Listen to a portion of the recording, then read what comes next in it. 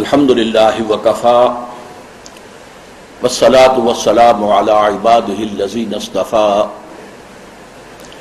خصوصا علی افضلهم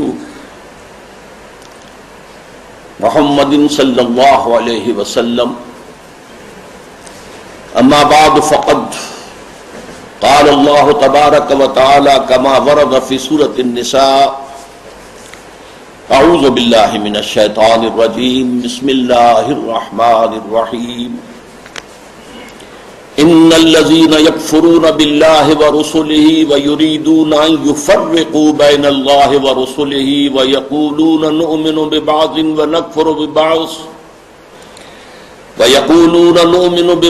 ونکفر ببعض ویریدون ان یتخذوا بین ذلک سبیلا اولئک هم الکافرون حقا وَأَعْتَدْنَا لِلْكَافِرِينَ عَذَابًا مُهِينًا. صدق اللہ العظیم. وقال النبی صلی اللہ علیہ وسلم بدأ الاسلام غریبا وسيعود كما بدأ فطوبى للغرباء. رواہ احمد والترمذی وابن ماجہ والدارمی رحمہم اللہ. رب اشرح لي صدری ویسر لي امری واحلل عقدۃ من لسانی یفقہوا قولی. اللہم ربنا الہمنا رشدنا واعذنا من شرور انفسنا. اللہم ارنا الحق حقا وارزقنا اتباعہ وارنا الباطل باطلا وارزقنا اجتنابہ. آمین یا رب العالمین. معزز حاضرین اور محترم خواتین، السلام علیکم ورحمۃ اللہ وبرکاتہ. احادیث نبویہ میں علی صاحب الصلاۃ والسلام جس معین شخصیت کا ذکر ہے دجال اکبر کے عنوان سے، ابھی اس کا ظہور تو نہیں ہوا، اگرچہ شاید اب زیادہ دور بھی نہیں ہے، لیکن جیسے کہ انگریزی میں کہتے ہیں coming events cast their shadows before. جو آنے والے واقعات ہوتے ہیں مستقبل میں، ان کے سائے پہلے سے پڑنے شروع ہو جاتے ہیں. تو وہ دجال اکبر کب ظاہر ہوگا، کس شکل میں آئے گا، کہاں سے آئے گا، اس وقت اس سے بحث نہیں ہے. لیکن دجالیت، فتنہ دجال، وہ کئی صدیوں سے نہ صرف یہ کہ شروع ہو چکا ہے، بلکہ رفتہ رفتہ تدریجاً اس کے سائے گہرے سے گہرے تر ہوتے چلے جا رہے ہیں. اور یہ فتنہ اب میرے نزدیک اپنے آخری مرحلے میں داخل ہو گیا ہے. جیسا کہ سب کو معلوم ہے، کفر کی بھی بہت سی شکلیں ہیں، بہت سی صورتیں ہیں. مثلا حضور کے زمانے میں ایک کفر تھا مشرکین کا، ایک کفر تھا اہل کتاب کا، ایک کفر تھا منافقین کا جو بظاہر مسلمان تھے بباطن کافر تھے. اسی طریقے سے شرک کی ہزاروں قسمیں، ہزاروں صورتیں، اس پر بڑی مفصل میری تقاریر موجود ہے، حقیقت و اقسام شرک، اور اس موضوع پر ان کیسٹ سے اتار کر اب یہ سلسلہ مضامین میثاق میں شائع ہو رہا ہے. اسی طریقے سے دجالیت کے بھی بہت سے شیڈز ہیں، بہت سے مراحل ہیں. ان میں جو اس کی ایک خاص صورت ہے کہ جو اس کے آخری مرحلے میں سامنے آ رہی ہے، وہ ہے تفریق بین اللہ والرسل. اللہ اور اس کے رسولوں کے درمیان تفریق کرنا. اللہ کو مانیں گے لیکن رسول کو نہیں مانیں گے، یا مانیں گے تو اطاعت نہیں کریں گے، اتباع نہیں کریں گے، پیروی نہیں کریں گے. اس کے حوالے سے میں نے آج دو آیتیں تو آپ کو سنائی ہیں سورہ نساء کی، آیت نمبر 150، آیت نمبر 151. ان کا ترجمہ یہ ہے، ان الذین یکفرون باللہ ورسلہ، یقیناً وہ لوگ جو اللہ اور اس کے رسول کا کفر کرتے ہیں، وَيُرِيدُونَ أَن يُفَرِّقُوا بَيْنَ اللَّهِ وَرُسُلِهِ، اور چاہتے ہیں کہ اللہ اور اس کے رسولوں کے درمیان تفریق پیدا کر دیں، جدائی کر دیں۔ وَيَقُولُونَ، اور یہ کہتے ہیں، نُؤْمِنُ بِبَعْضٍ وَنَكْفُرُ بِبَعْضٍ، ایک کو ہم مانیں گے ایک کو نہیں مانیں گے، ایک کا پر ایمان رکھیں گے ایک کا کفر کریں گے۔ وَيُرِيدُونَ أَن يَتَّخِذُوا بَيْنَ ذَلِكَ سَبِيلًا، وہ چاہتے یہ ہیں کہ اس کے بین ایک راستہ اختیار کریں۔ اب جو فتویٰ ہے اللہ کا، فرمایا گیا اولئک ھم الکافرون حقا، یہ لوگ کٹر کافر ہیں، چاہے ایمان باللہ کا دعویٰ کریں، چاہے اللہ کی کتاب پر ایمان کا دعویٰ کریں، لیکن اگر رسول کا انکار ہو، رسول کی اطاعت کا انکار ہو، رسول کے اتباع کا انکار ہو تو یہ کفر ہے۔ اولئک ھم الکافرون حقا، جس میں کسی شک و شبے کی گنجائش نہیں۔ وَأَعْتَدْنَا لِلْكَافِرِينَ عَذَابًا مُهِينًا، اور ایسے کافروں کے لیے ہم نے بہت عبرتناک، اہانت آمیز، ذلت، ذلیل کن، رسوا کن عذاب تیار کر رکھا ہے۔ اس آیت کے بارے میں عام طور پر لوگوں کی جو رائے ہے وہ تفریق بین الرسل والانبیاء، اس کی طرف ذہن جاتا ہے، یعنی رسولوں میں سے بعض کو ماننا بعض کو نہ ماننا، یہ بھی کفر ہے، اور یہ قرآن مجید کے مستقل مضامین میں سے ہے، رسولوں کو بھی سب کو ماننا، اور ہمارا ایمان یہ ہے کہ جن رسولوں کا ذکر قرآن میں، نبیوں کا ذکر ہو گیا، ان کو تو ماننا ہے ہی، ان میں سے تو کسی ایک کا انکار سب کا انکار ہو جائے گا۔ اس کے علاوہ بھی ہمیں معلوم ہے کہ دنیا میں اور بہت سے نبی اور رسول آئے ہیں جن کا ذکر قرآن میں نہیں ہے۔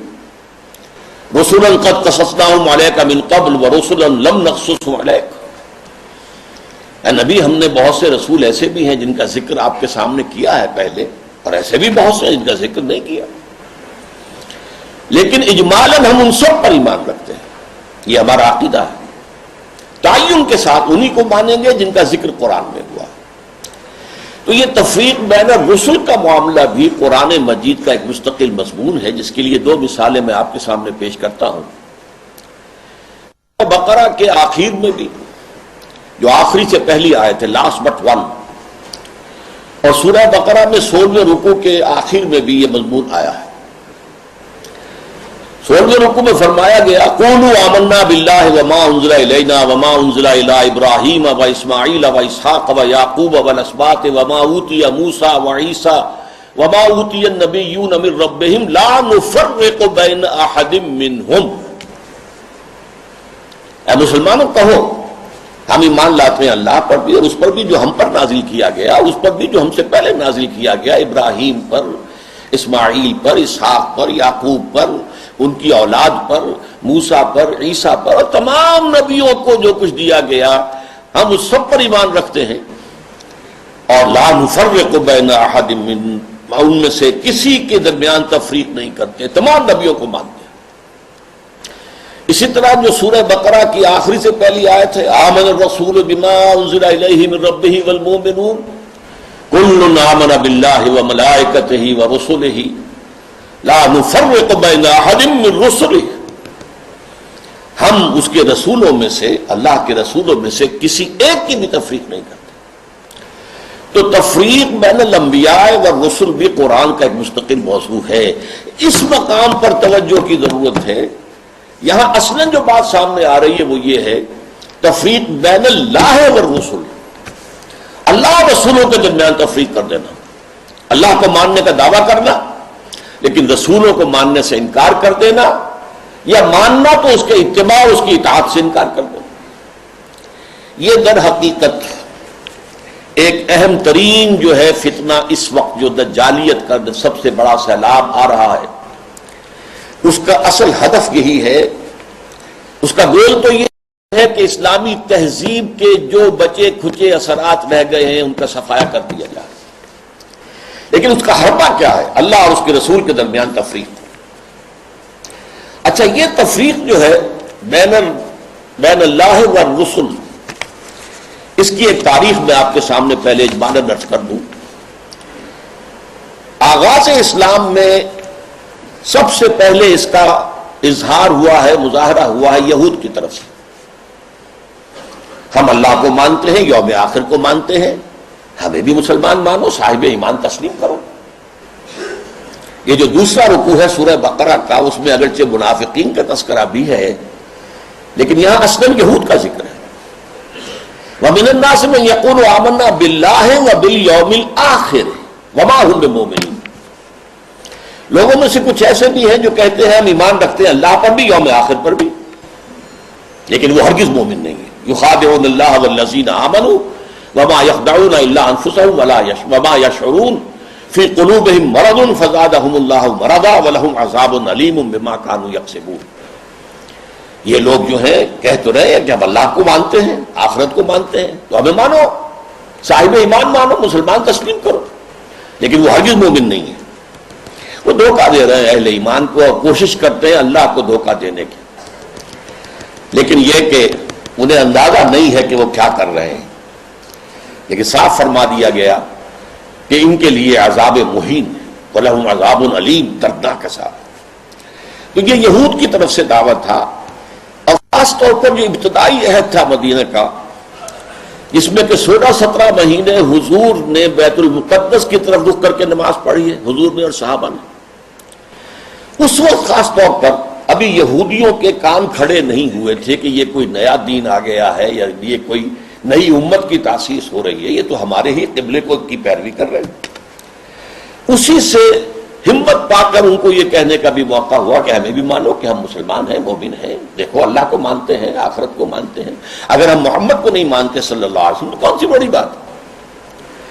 بہرحال قرآن مجید نے فتویٰ دے دیا کہ یہ کافر ہیں، مومن ہرگز نہیں ہے، دھوکہ دے رہے ہیں، ان کے دلوں میں ایک مرض ہے، تکبر ہے۔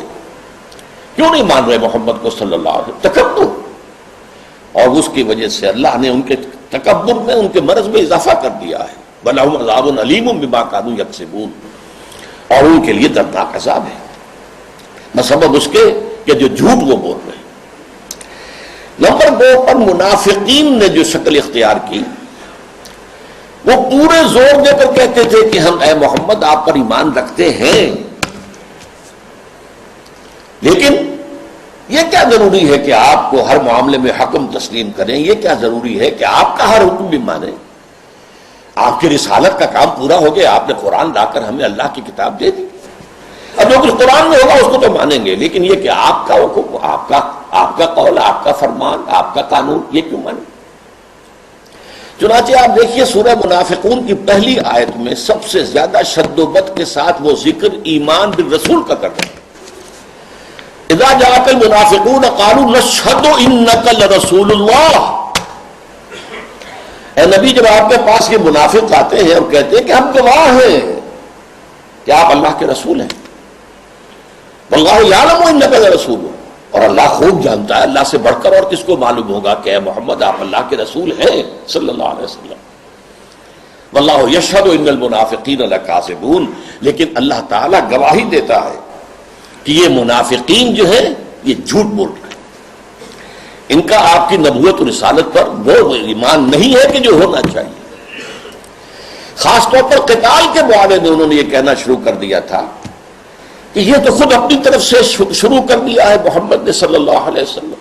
ابھی قرآن میں تو قتال کا ذکر ہی نہیں آیا، اور وہ کہتے تھے کہ کوئی صورت کیوں نہیں اتری؟ یہ جو چھیڑ چھاڑ مکے والوں سے شروع کر دی ہے، یہ جو ان کے قافلوں کا پیچھا کر رہے ہیں، تعاقب کر رہے ہیں، ان کی پولیٹیکل آئسولیشن اور اکنامک بلاکیٹ کے جو اقدامات کیے تو خود کیے انہوں نے، اس کا اللہ کی کتاب سے تو کوئی تعلق نہیں ہے۔ اسی پر سورہ محمد نازل ہوئی ہے صلی اللہ علیہ وسلم، لیکن یہ جو معاملہ ہے اس پر بھی فرما دیا گیا کہ یہ کفر ہے۔ فَلَا وَرَبِّكَ لَا يُؤْمِنُونَ حَتَّىٰ يُحَكِّمُوكَ فِي مَا شَجَرَ بَيْنَهُمْ، تو نہیں اے محمد صلی اللہ علیہ وسلم، آپ کے رب کی قسم، یہ ہرگز مومن نہیں ہوں گے جب تک کہ ہر اس معاملے میں جو ان کے درمیان آئے آپ کو آخری حکم تسلیم نہ کریں، اور اس کے بعد جو فیصلہ آپ کر دیں اس پر یسلموا تسلیما، اس کو تسلیم کریں جیسے کہ تسلیم کرنے کا حق ہے. ثم لا یجدوا فی انفسہم حرجا مما قضیت، پھر وہ اپنے سینوں میں تنگی بھی محسوس نہ کریں آپ کے فیصلے پر. یعنی مان تو لیا ہے لیکن سینے کے اندر تنگی ہو رہی. بات یہ غلط ہی ہے، یہ خام خواہ جبرن ماننی پڑ رہی ہے. کیا کریں، مسلمانوں میں اپنے آپ کو شامل کرانا ہی ہے. تو فرمایا کہ اگر یہ اپنے سینوں میں بھی تنگی محسوس کریں گے بظاہر اس قول اور آپ کے فیصلے کو تسلیم کرتے ہوئے، تب بھی یہ مومن نہیں. فلا وربک لا یؤمنون حتی یحکموک فیما شجر بینہم ثم لا یجدوا فی انفسہم حرجا مما قضیت ویسلموا تسلیما. یہ صاف فیصلہ قرآن کا. وما ارسلنا من رسول الا لیطاع باذن اللہ، ہم نے تو رسول جب بھی بھیجا، جو بھی بھیجا، وہ تو اسی لیے بھیجا ہے کہ اس کو اللہ کے حکم سے اس کی اطاعت کی جائے. اچھا، میں to cut a long story short, اب میں آ رہا ہوں اس دور پر جب کہ امت مسلمہ، امت محمد صلی اللہ علیہ وسلم کی عمر کا 1000 سال گزر گیا. الف اول ختم ہوا، الف ثانی کا آغاز ہوا. اس وقت یہ فتنہ بڑے شد و مد سے ہندوستان میں اٹھا. اکبر اعظم، مغل اعظم، اب تو اس کی جو پکچر ہے وہ بھی پاکستان میں آ گئی ہے، درآمد کر لی گئی ہے. مغل اعظم، اکبر اعظم، اس نے جو دین الہی شروع کیا تھا اسے دین اکبری بھی کہہ دیا جاتا ہے، اکبر سے نسبت کی طرف کی وجہ سے. دین الہی اس کا مطلب کیا تھا؟ اللہ کو مانو، باقی رسولوں کے ماننے سے تفرقہ ہوتا، رسولوں کی شریعتیں جدا ہوں. خود قرآن کہتا ہے سورہ مائدہ میں وَلِكُلٍّ جَعَلْنَا مِنْهُمْ شِرْعَةً وَمِنْهَاجًا، ہم نے ہر ایک کے لیے ایک شریعت مقرر کی ہے، ایک منہاج مقرر کیا، ایک طرز عمل اور ایک جو منہج ہے وہ معین کیا. تو جو فرق لوگوں میں آتا ہے وہ رسالت کی وجہ سے آتا. اللہ تو سب کا ایک ہے. وہ تو یہ ہے کہ لوگ مختلف ناموں سے اللہ کو پکارتے ہیں، پرمیشور کہہ لیں، مہادیو کہہ لیں، اور جو بھی آپ چاہیں پرماتما کہہ لیں، اللہ کہہ لیں. یہ سب سے کیا فرق واقع ہوتا ہے؟ وہ ایک ہی ہے، ایک ہی حقیقت ہے. بس اس کو مانو، اس کو پوجو، اس سے محبت کرو، اس سے لو لگاؤ، اس کا قرب حاصل کرو. باقی ان چیزوں کو چھوڑو، ان کی کوئی حیثیت نہیں. اس فتنے کے پیچھے اس کی سیاسی حکمت عملی بھی تھی. ہندوستان کے حالات کو یقیناً یہ کہ اگرچہ وہ ان پڑھ تھا، بالکل ان پڑھ، لیکن ذہین بہت تھا. دعویٰ کر لیا تھا کہ ہندوستان کا اصل مسئلہ یہی مذہبی تفاوت اور فرق ہے، لہذا کوئی شکل ایسی ہو کہ یہ تفرقے کو مٹا دیا جائے، اور اس کی شکل یہ شریعت کا اور رسالت کا تصور جو ہے بیچ میں سے نکال دیا جائے. تو اللہ کے اوپر، اللہ کو رام کہہ لو، رحمان کہہ لو، کیا فرق واقع ہوتا ہے؟ اس سے یہ ہے کہ یکجہتی پیدا ہو جائے گی. ہندو عورتوں سے شادی کی، یہاں تک کہ اس کا جانشین جہانگیر سلیم شہزادہ، وہ بھی ایک ہندو، اجودھا بائی جو ہے اس کے وطن سے پیدا ہوا. ہندوؤں سے شادیاں کی، کئی جو ہیں اس کی رانیاں تھیں. تلک بھی لگا لیتا تھا، بتوں کو بھی پوجا کر لیتا تھا، ڈنڈوت کر دیتا تھا. ہر رانی کے ہاں موجود ہے بت، وہاں گیا تو وہاں بھی اس نے سجدہ کر دیا، یا کم سے کم سر جھکا لیا، ہاتھ جوڑ کے کھڑا ہو گیا. یہ سارا فتنہ اس نے شروع کیا تھا ایک پولیٹیکل وزڈم کے تحت. لیکن اس کی ایک تائید ہو رہی تھی، اور وہ تصوف کے جس میں ہماؤست اور وحدت الوجود گڑبڑ ہو گئے تھے. Pantheism and unity of existence, یہ دو چیزیں علیحدہ ہیں، وہ فرق باریک سا ہے. عوام اس فرق کو سمجھنے سے قاصر ہے. یہاں کے تصوف میں یہ دونوں چیزیں گڑبڑ ہو گئی. ہمارے یہاں بھی صوفی شاعر نے کہا ہے نا، مسجد مندر ہکڑو نور. یہ سرائے کے علاقے کے بہت بڑے صوفی، مسجد میں اور مندر میں ایک ہی نور ہے، نور تو ایک ہی ہے. رام کہہ لو، رحمان کہہ لو، کیا فرق پڑتا ہے؟ آپ کے لاہور میں مزار ہے کس کا؟ مادھو لال حسین. ابھی مادھو لال ہندو نام، حسین کا اس کے اندر لاحقہ لگا دیا. تو یہ تصوف جو ہے، یہ اور اکبر کی حکمت عملی نے مل کر ایک اتنا بڑا فتنہ شروع کیا کہ محمد کی شریعت اور محمد کی رسالت کا دور ختم ہو گیا صلی اللہ علیہ وسلم. وہ 1000 سال کے لیے تھا. کیونکہ قرآن مجید میں 2 جگہ یہ بات آئی ہے کہ اللہ کا ایک دن تمہارے حساب سے 1000 سال کا بنتا ہے. وہ ایک دن اللہ کا ختم ہو گیا اور یہ جو شریعت محمدی اور نبوت محمدی کا دور تھا وہ ختم ہوا. اب یہ ایک نیا دور ہے, اس میں جو ہے وہ دین الہی چلے گا. اس فتنے کا توڑ کیا حضرت مجدد الف ثانی. میں نے کہا تھا نا یہ الف ثانی کے آغاز میں فتنہ اٹھا. امت کی عمر کا دوسرا ہزارہ جو ہے دور وہ شروع ہو رہا تھا, 1000 سالہ دور. تو وہ فتنہ جو تھا الف ثانی کا, اس کا توڑ کرنے کے لیے اللہ نے جس مجدد کو اٹھایا ہے اس کا نام ہی پڑ گیا مجدد الف ثانی رحمۃ اللہ علیہ, شیخ احمد سرہندی. اس نے توڑ کیا, جس کے بارے میں اقبال کہتا ہے گردن نہ جھکی جس کی جہانگیر کے آگے, جس کے نفس گرم سے ہے گرمی احرار. وہ ہند میں سرمایہ ملت کا نگہباں, اللہ نے بر وقت کیا جس کو خبردار. ملت تو ختم ہو رہی تھی, اس لیے کہ ملت کی جو بنیاد جو ہے وہ حضور صلی اللہ علیہ وسلم کے اتباع اور اطاعت پر ہے. محض قرآن پر تو نظام کوئی بنتا ہی نہیں سرے سے. نماز کا نظام نہیں بنتا, اور کیا نظام بنے گا؟ نماز کا نظام کہاں بنے گا قرآن پر؟ تاکیدی حکم ہے نماز قائم کرو, نماز قائم کرو, نماز قائم کرو. وہ 5 نمازوں کا ذکر کہاں ہے؟ یہ ان رکعتوں کا ذکر کہاں ہے کہ فجر کی 2 ہیں, فرض جو رکعتیں ہیں, اور ظہر اور عصر کی 4 ہیں, مغرب کی 3 ہیں, عشاء کی پھر 4. کہاں ہے قرآن میں؟ تو کہیں نہیں. اس لیے نظام اگر بنتا ہے, یہاں تک کہ نماز کا نظام بھی وہ سنت سے بنتا ہے. ملت بنتی ہے تو سنت سے بنتی ہے. بمصطفیٰ پر اساخی شرا کے دی ہماری دوست, اگر مؤون رسیدی تمام بولا بیست. اپنے آپ کو مصطفیٰ صلی اللہ علیہ وسلم کے قدموں تک پہنچا دو کہ دین تو نام ہی ان کا ہے. بہت صحیح بات ہے. اگر ان تک تمہاری رسائی نہ ہوئی تو سب مقبولہ بھی ہے. یہی فتنہ پھر 19ویں صدی میں سامنے آیا ہے. اب یہ ایک ہندو کے ذریعے سے آیا.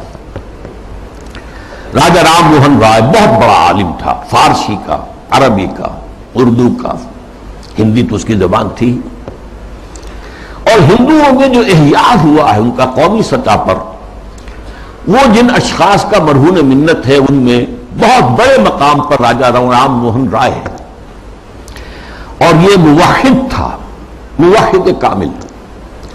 چنانچہ انگریز جب آ چکے, آپ کو معلوم ہے 18ویں صدی میں آ گیا تھا انگریز. جنگ پلاسی کے بعد سے بنگال پر اس کا قبضہ ہو چکا تھا. اس کے بعد رفتہ رفتہ وہ سیلاب آگے آ رہا تھا. کلکتے ہی میں انہوں نے پہلا پریس قائم کیا, پہلا کالج قائم کیا, انجیلیں اردو میں ترجمہ کر کے, مقامی زبانوں میں ترجمہ کر کر کے لاکھوں کی تعداد میں پھیلا دی. اس فتنے میں مسلمان جو نہیں بہے اس کے ایک اور بھی اسباب ہیں اللہ کے فضل و کرم سے, لیکن ایک بہت بڑا ذریعہ راجہ رام موہن رائے بنا. آئینہ تسلیم کے نام, آئینہ تسلیس کے نام سے اس نے کتاب لکھی جس میں توحید کا اس بات کی مسلمانوں کی طرف سے دفاع کی. لیکن اس شخص نے بھی وہی دین الہی کی طرح کہ یہ تفرقہ جو ہے مسلمان اور ہندوؤں کے مابین, اس کو دور کرنے کی ایک ہی شکل ہے, اور وہ یہ ہے کہ ان کے اندر اتحاد پیدا کیا جائے خدا کے نام پر. چنانچہ اس نے ایک خاص مجلس قائم کی, ایک خاص اس کا فرقہ بن گیا برہمو سماج. برہما کہتے ہیں خدا کو, برہمو سماج یعنی جس طرح دین الہی اسی طرح برہمو سماج. وہ یہ ہے کہ ایک برہما کو مان لو, بس خدا کو مان لو, جو تم اللہ کہہ لو ہم اسے پرمیشور کہہ لیں, برہما کہہ لیں, جو چاہیں کہہ لیں, لیکن یہ ہے کہ باقی چیزیں جو ہیں ان کو ذرا پسے پش ڈال دو, ان کی اہمیت کم کر دو. تو برہمو سماج جو ہے اس نے پیدا کیا. اس کا انتقال 1833 میں ہوا تھا. اس کو پھر 19ویں صدی میں تازہ کیا ہے گاندھی نے متحدہ قومیت کے لیے. اس کی بھی ایک سیاسی بصیرت تھی. انگریز کی غلامی سے نجات پانے کی کوئی صورت نہیں ہے جب تک کہ مسلمان اور ہندو متفق نہ ہو, متحد نہ ہو. اور ان کے اتحاد میں جو چیز حائل ہے وہ شریعت ہے, قانون ہے, تہذیب ہے مسلمانوں کی. تو جب تک ان کو گڈمٹ کر کے ایک ہاون دستے میں ڈال کر کوٹ کر پیس کر ایک نہ بنا دیا جائے تب تک یہ متحد نہیں ہو سکتے, اور جب تک یہ متحد نہیں ہوں گے آزادی نہیں ہو سکتی. اسی کی وجہ ہے کہ اس کی پرارتھنا جو ہوتی تھی صبح ہی صبح اس میں گیتا بھی پڑھی جاتی تھی، قرآن کی تلاوت بھی ہوتی تھی، گرو گرنتھ کو بھی پڑھ کے سنایا جاتا تھا، تاکہ معلوم ہو یہ سب ایک ہے بھائی، اس میں کیا فرق واقع ہوتا۔ یہ فتنہ اس شد و مت سے اٹھا تھا۔ متحدہ قومیت، علماء کی کتنی بڑی تعداد تھی جو کہ مولانا حسین احمد مدنی رحمۃ اللہ علیہ کی سرکردگی میں اس متحدہ قومیت کی قائل ہو گئی، اور مان لیا انہوں نے کہ آج کل تو دنیا میں قومیں جو ہے وطن کی بنیاد پر بنتی، وطنیت۔ مولانا ابوالکلام آزاد بھی اس فتنے کا شکار ہوئے۔ اس فتنے کا توڑ کیا ہے جس شخص کو خصوصی نسبت تھی مجدد الفسانی سے رحمۃ اللہ علیہ، یعنی علامہ اقبال، کہ مسلمانوں کی قومیت کی بنیاد وطن نہیں ہے، مذہب ہے، اور مذہب جو ہے وہ نام ہے محمد صلی اللہ علیہ وسلم کے اطاعت اور اتباع کا۔ وطنیت کے بارے میں جو کچھ انہوں نے کہا، اس دور میں میں اور ہے، جام اور ہے، جم اور، ساقی نے بنا کی روش لطف و ستم اور، تہذیب کے آزر نے ترشوائے صنم اور، مسلم نے بھی تعمیر کیا اپنا حرم اور، ان تازہ خداؤں میں بڑا سب سے وطن ہے، جو پیرہن اس کا ہے وہ مذہب کا کفن ہے۔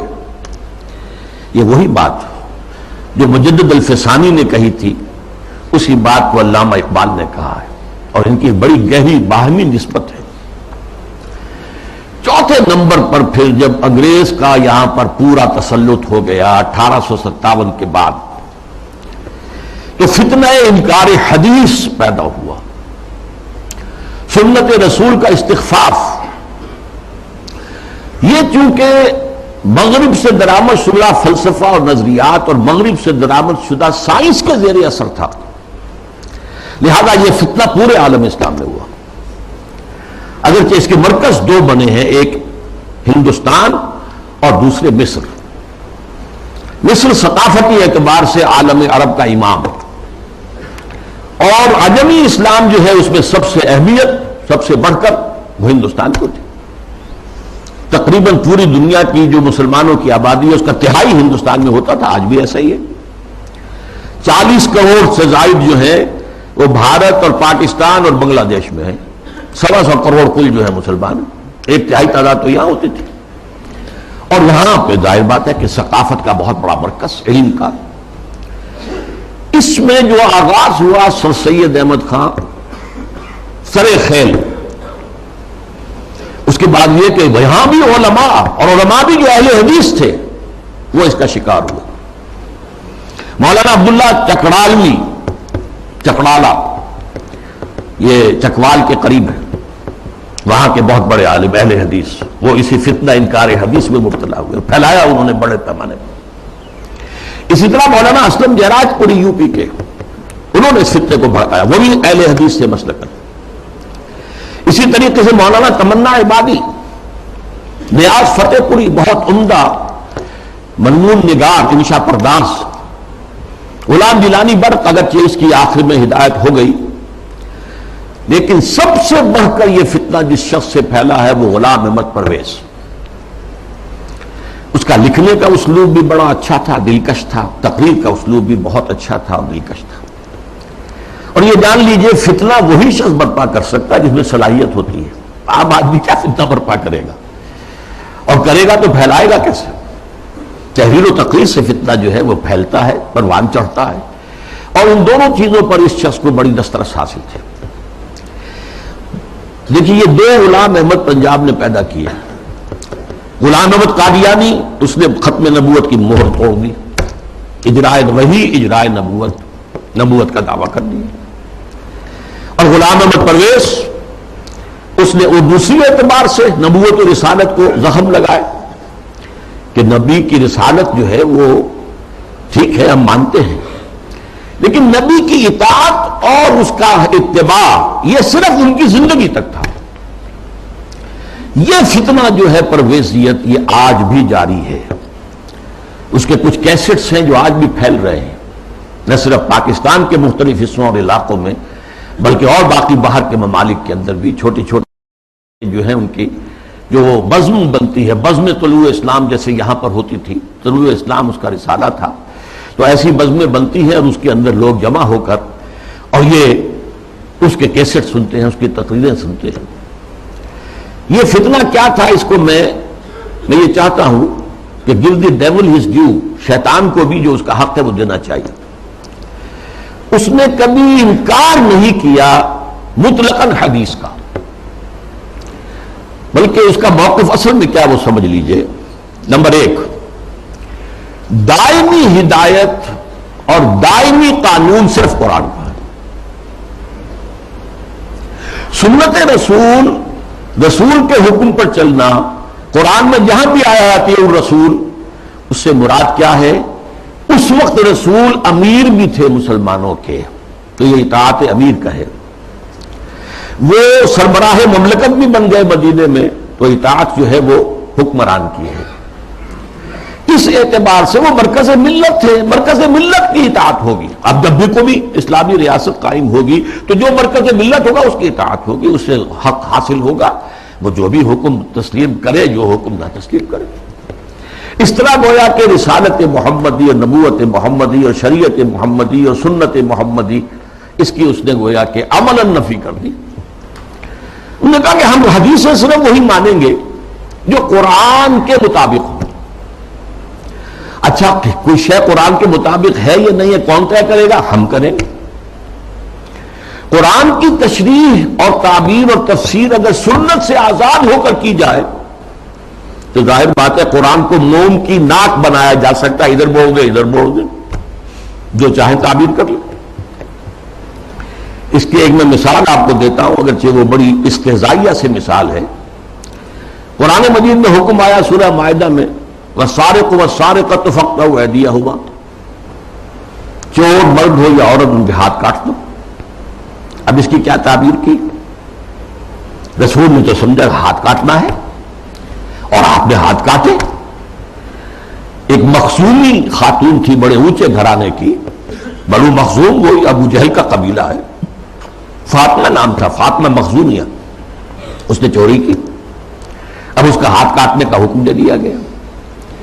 لوگوں میں بڑی جو ہے بے چینی پھیلی، بڑے اونچے خاندان کی یہ عورت ہے، اس کا ہاتھ کٹے گا۔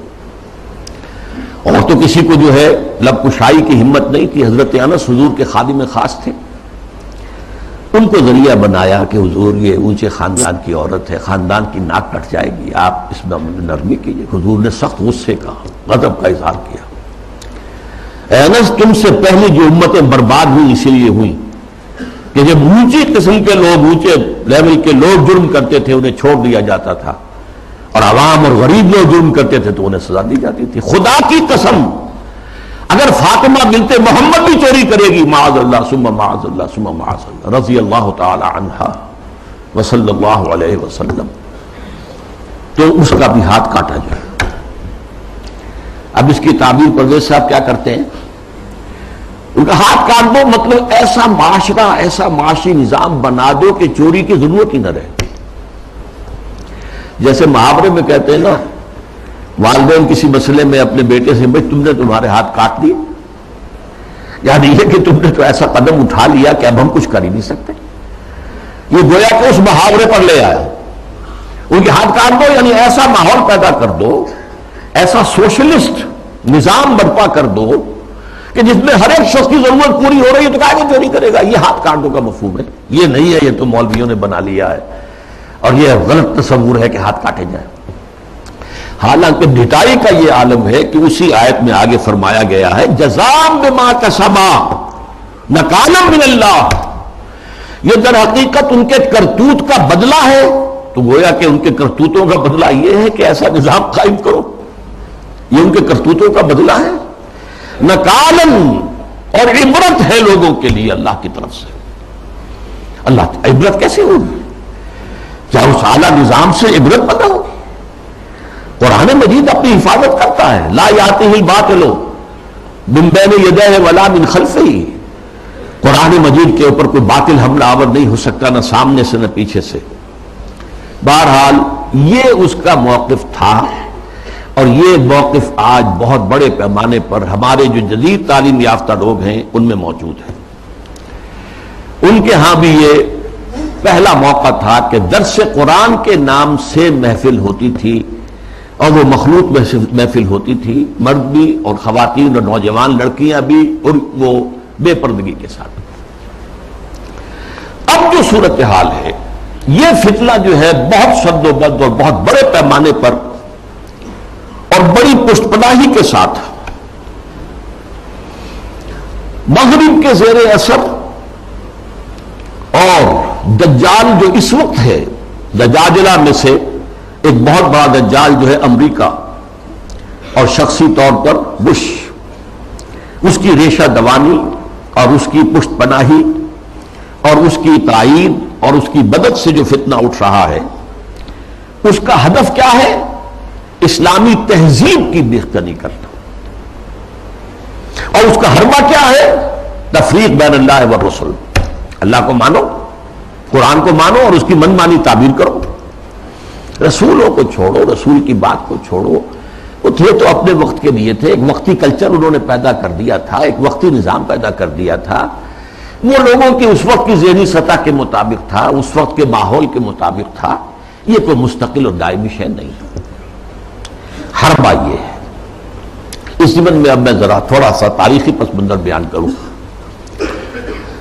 دیکھیے اس وقت جو ہے شیطان لعین اور اس کے سب سے بڑے ایجنٹ کے ذریعے سے دجالیت جو مرحلہ وار آگے بڑھی ہے، اس موضوع پر میں تقریر اسی جگہ پر کر چکا ہوں 22 فروری 2004 کو، 2.25 سال پہلے، موجودہ عالمی حالات میں اسلام کا مستقبل کے عنوان سے۔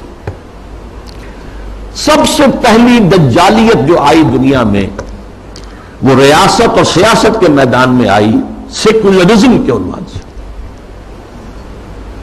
مذہب کو، خدا کو، خدائی ہدایت کو، خدائی احکام کو، آسمانی ہدایت کو پرے کر دو ریاست سے۔ ریاست، قانون، یہ انسانوں کا بل کام ہے بنانا۔ ہیومن سوورنٹی، پاپولر سوورنٹی، عوام خود حاکم ہیں، وہ اپنے نمائندوں کے ذریعے سے جو چاہیں گے قانون بنائیں گے۔ رکھ دو، اللہ کو مسجد میں بند کرو اور خدا کو جو ہے جہاں چاہو بند کر دو، ہمارے ایوان حکومت میں نہیں آئے گا، ہمارے قانون ساز ادارے میں وہ نہیں آئے گا، حاکمیت اس کی نہیں ہے، حاکمیت عوام کی۔ یہ دجالیت کا یہ سب سے بڑا وار، سب سے پہلا چیز ہی سب سے اہم بھی ہوتی ہے، اور یہ گلوبل ہو چکی ہے پوری دنیا میں، پوری دنیا۔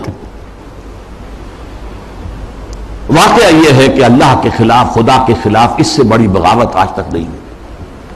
اس سے پہلے کیا ہوتا تھا؟ ایک بڑے خدا کو ماننے کے ساتھ چھوٹے چھوٹے خدا بھی مان لیے، بس شرک ہوتا تھا۔ لیکن خدا کو اس طرح انسانی معاملات، اور خاص طور پر ظاہر بات ہے ریاست اور سیاست اور قانون، یہی تو سب سے بڑی چیزیں ہوتی، ان سے بے دخل کر دینا خدا کا، یہ اس دور میں ہوا ہے۔ نمبر 2 دور آیا معیشت کا۔ معیشت کی بنیاد انٹرسٹ بیسڈ کیپٹلزم پر کر کے، آسمانی شریعتوں کے نزدیک سب سے بڑا گناہ جو ہے عمل میں، وہ سود ہے۔ عقائد میں شرک ناقابل معافی، ان اللہ لا یغفر ان یشرک بہ ویغفر ما دون ذلک لمن یشاء۔ اعمال میں سود، جس پر اللہ اس کے رسول کی طرف سے اعلان جنگ ہے، وہ سود مرکزی شے بن گیا معیشت کی۔ بینکنگ، انٹرسٹ، کیپٹلزم، یہ بھی گلوبل ہو چکا ہے فتنہ، پوری دنیا، مسلم غیر مسلم، مشرقی مغربی، سب ہر جگہ۔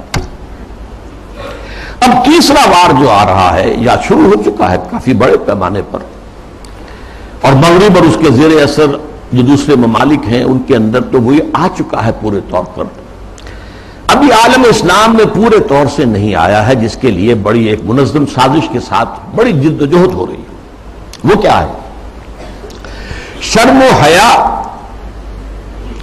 عفت و عصمت کے تصورات اور ستر و حجاب کے قوانین اور ضابطوں کے خلاف،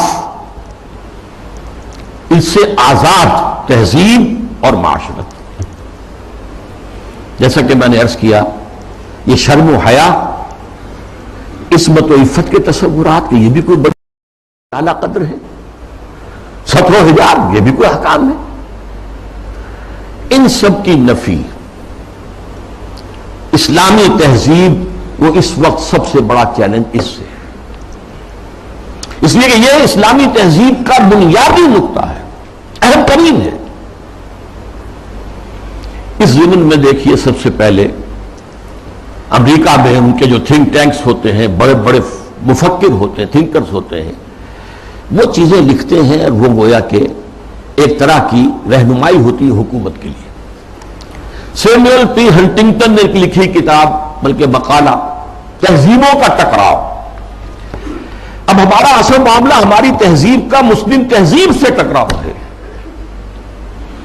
تہذیبوں کا ٹکراؤ، کلیش آف سیویلائزیشنز.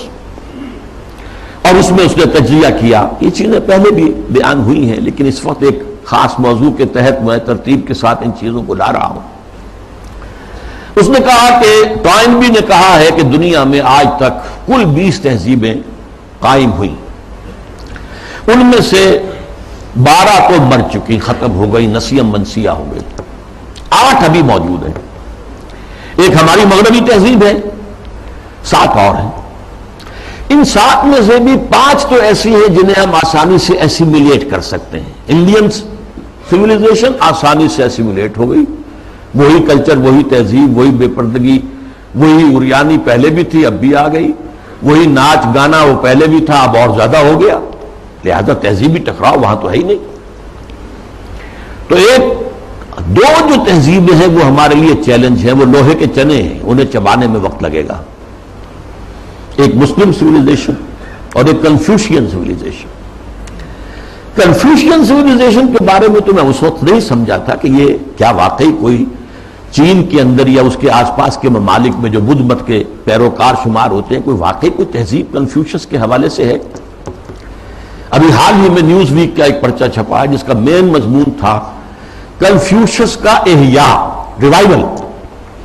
تو یہ ہو رہا ہے چین میں اس وقت. لیکن یہ کہ اصل ہمارا جو مطلب ہے اس وقت ہمارا موضوع ہے وہ مسلم سیویلائزیشن ہے. اس نے اسے بھی شمار کیا ہے کہ یہ بھی ہمارے لیے بہت بڑا چیلنج. اب ذرا اسلامی تہذیب کا ایک تاریخی جائزہ. شرم و حیا، عفت و عصمت اور ستر و حجاب کے احکام پر مبنی اسلامی تہذیب، اس کا ایک تاریخی جائزہ. دیکھیے نبی اکرم صلی اللہ علیہ وسلم نے فرمایا تھا، وہ حدیث میں نے شروع میں آپ کو سنائی ہے، بدأ الاسلام غریبا وسیعود کما بدا. اسلام کا آغاز جب ہوا ہے تو وہ بہت اجنبی سا تھا، نامانوس. لوگ سمجھتے نہیں تھے یہ کیا نئی باتیں ہیں. پھر اس کے بعد اسلام کے غلبے کا دور آ گیا. جب وہ غالب ہو جائے تو سبھی دوست بن جاتے ہیں، جو بھی طاقتور ہے اس کے تو سبھی دوست ہیں، لہذا بہت سب لوگ جو ہے اس کا علم لے کر کھڑے ہو گئے. لیکن ان قریب اسلام غریب ہو جائے گا، پھر اجنبی ہو جائے گا. تو جو لوگ اسلام کی اجنبیت میں اس کا ساتھ دیں اور خود بھی اجنبی ہو جائیں، ان کے لیے مبارکباد ہے، تہنیت ہے کہ وہ زمانے کا ساتھ نہ دیں، اسلام کا ساتھ دیں.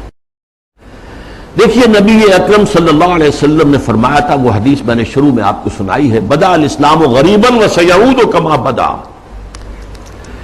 اسلام کا آغاز جب ہوا ہے تو وہ بہت اجنبی سا تھا، نامانوس. لوگ سمجھتے نہیں تھے یہ کیا نئی باتیں ہیں.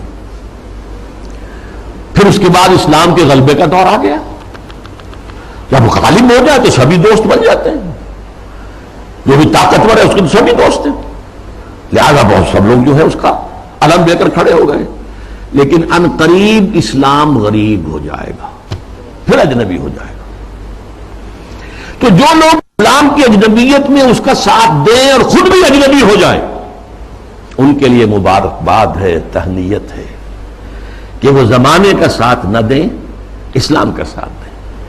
چاہے کہا جائے کہ یہ بڑے فنڈامنٹلسٹ ہیں، یہ بڑے کٹھ ملا ہیں، یہ بڑے دقیانوسی ہیں، یہ بڑے تنگ نظر ہیں، یہ بڑے رجت پسند ہیں، جو چاہے کہیں، لیکن جو اسلام کے ساتھ چمٹے رہیں گے ان کے لیے فطوبی للغرباء. اب اس کا تاریخی تجزیہ کیا ہے؟ دیکھیے اسلام پر اجنبیت کا پہلا پردہ یا پہلا سایہ تو پڑ گیا خلافت راشدہ کے فوراً بعد.